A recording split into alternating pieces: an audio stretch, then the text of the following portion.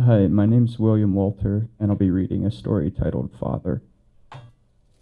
Enter a cold room, lit only by a lamp, whose soft light forms dancing shadows across mahogany-paneled walls.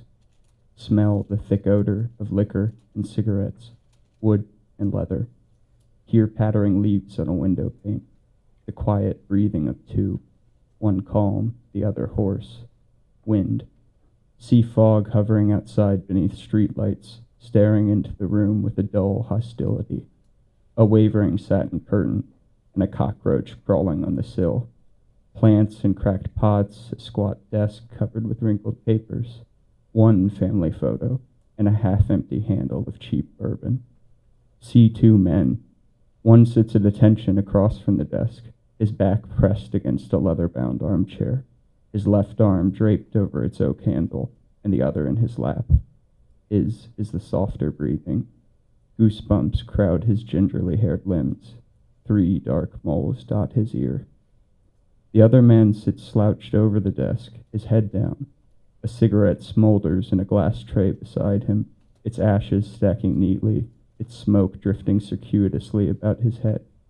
Streaks of gray thread his hair. He's heavy. He stretches out his arms and runs large hands across the desk, feeling its dents and scratches. He does this for a minute, sits up, and speaks. We've sat here, staring at each other for years. The furniture has changed, but our positions haven't. Years ago, it was that rough wooden stool your grandfather made and Mother insisted we put in here, and now it's that armchair you're in. Whatever your seat, you've always sat with raised eyebrows and that cowlick of yours. Your eyes make me uncomfortable. They always have.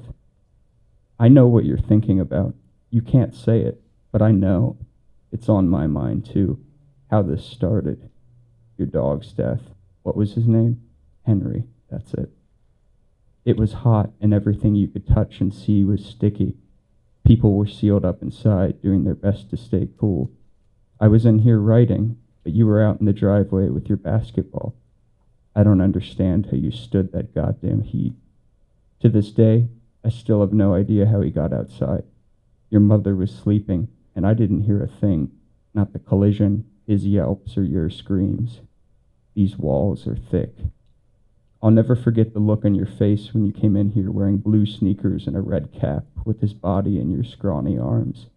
Christ, I remember that face. Your lip quivering and jaw hanging slack open like an idiot. And your eyes. We sat staring. Don't think I didn't want to talk. I ached to say what you needed to hear. I struggled to reach you, but I couldn't. I peered over my desk and saw a chasm. What about you? Did you see it? Were you scared? Of course you were. I don't know why I asked. You left without a word and dragged his shaggy corpse into your mother's room. She comforted you. That night, I heard the crying you tried to stifle and knew I failed. Don't think I didn't.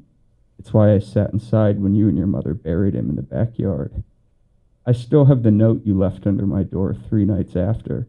It's locked up right here in this desk next to all the others, and it's stained and torn a bit.